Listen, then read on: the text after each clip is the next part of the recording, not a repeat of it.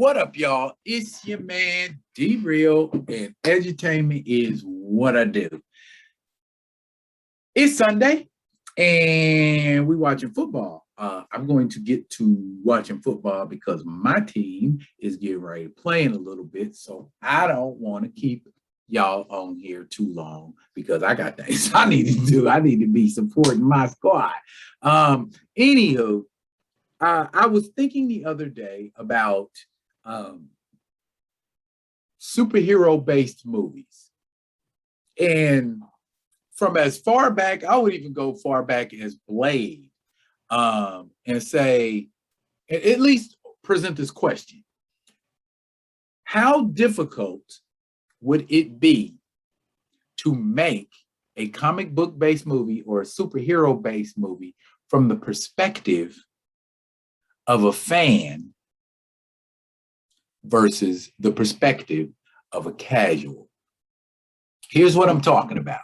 Okay, when we make I ain't gonna say we, because I don't make them kind of things. And if I did, they'd be arguably a lot better.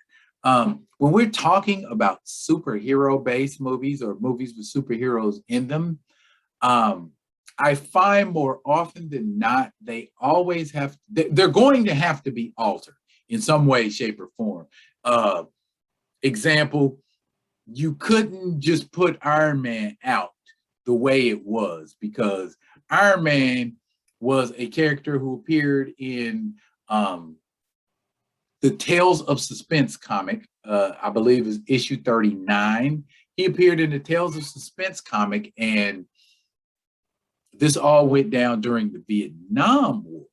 So Iron Man would have had to have been a period piece to 100% accurately depicted the way it occurred in canon. To translate that to the screen, literally, it would have had to have been a period piece. So rather than trying to reinvent the wheel, we simply say, let's modernize it. Okay, modernization of a movie or a character, not so much a problem. But when you go, I am going to take this movie, this character, this story, this canon, and dumb it down so that even an individual who does not read comic books can follow this story. Because what we are in effect having with people like, DC Comics and Marvel Entertainment and all of that doing movies, they are literally creating a cinematic universe, hence the name.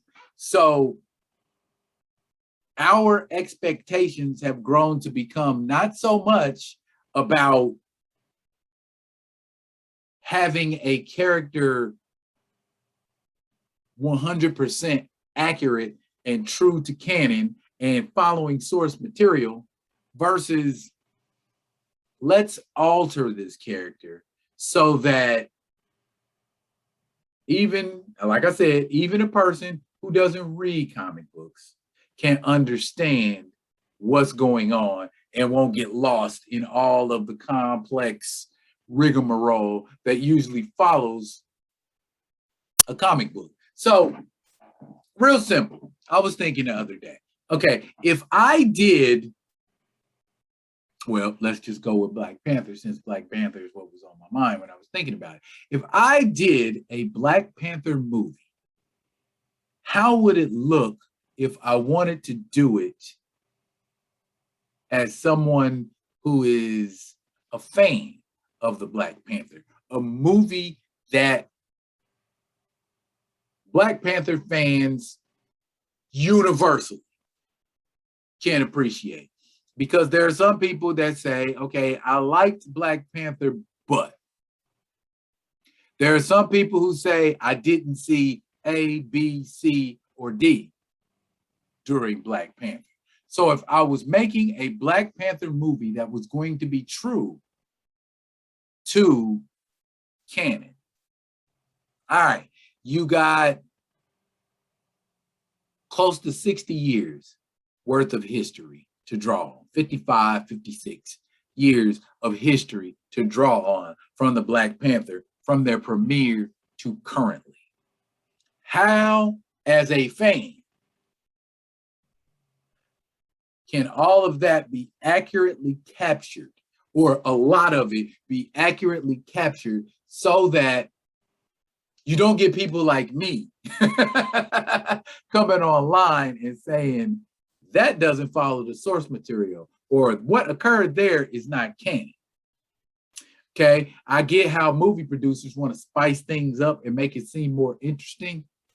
Nah, you got perfectly good source material sitting in front of you. Just utilize that. Why do we have to decide what we want to use out of 50 plus years of experiences and adventures with this character?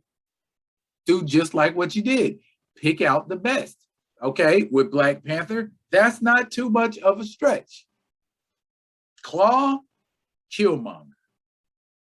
Okay, if I was doing it canon-wise, I would have put more focus on Claw.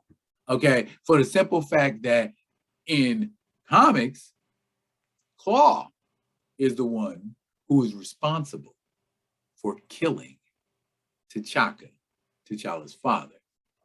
Claw is responsible for that.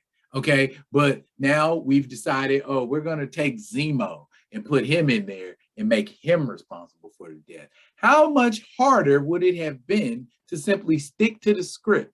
Claw couldn't have got there and bombed him. Claw couldn't have had henchmen that could have accessed that place to kill T'Challa. How much harder would that have been to depict cinematically? It wouldn't, because Nate Moore and Kevin Feige had an agenda, and they said, we want to build Zemo up. We want to make Zemo more interesting. Why do that in a Civil War movie? I'm not saying I'm against Zemo making his debut in the Marvel Cinematic Universe, but I have issues with how he made it and what we're saying his history is. Again, we're creating a new universe. But since this video is about making it with a fan in mind versus a casual person, and here's why I say this. It don't matter what I make for a casual fan. Casual fans don't know anything about the source material or canon. So I can literally put whatever I want to put in that movie, and a casual will be none the wiser because they don't know anything about the characters. All they know is, ooh, superhero movie, yay, let's go see it. So the events that occurred in the Eternals, that means nothing to you because you know nothing about the Eternals. So it's all just spectacular fanfare, fun to watch, fun to follow the cinematic plot. But if we were to go full out, I want this movie to stick as closely to the comic as we possibly can, because there are people out there who read the comic and they know what is and what isn't. So shouldn't we be more focused on the sticklers? Shouldn't we be more focused on the people who are going to have their good eye on the movie and say, that's not canon, that's not coming from source material? Don't we want to assuage those people before we assuage random folks who don't know nothing about it anyway? It will work either way, is all I'm saying. If I made my movie and geared it towards fans, casuals wouldn't have no choice but to come along, right? But instead, we're doing the opposite. We're making fans come along with the casuals and cater to the style of cinematic production that both Marvel and DC seem to love, because, oh, it's a casual fan. They won't know any better. I can do this. So in the end, what I'm saying is, challenge yourselves. DC, Warner Brothers, challenge yourself. Marvel Entertainment, Disney, Nate Moore, Kevin Feige, try to stick as close to canon as you can. Try to stick as close to the source material as you can. See what kind of result that will get you, because right now, what you're doing isn't.